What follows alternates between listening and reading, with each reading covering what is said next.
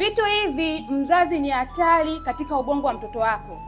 Na tunapoongelea ubongo, ina maana uko ndani ya hifadhi ya fuvu la kichwa la mtoto wako. Na mara nyingi wazazi wanachukulia kama ni kawaida sana pale mtoto anapokuwa mchanga kumpa mtoto mwingine ambebe huyu mtoto. Mfano mtoto wako ana miaka 6 au 7. Unampa mtoto wako mchanga anambeba. Lakini katika ubebaji wake utamkuta anambeba na hii shingo inakuwa iko hivi.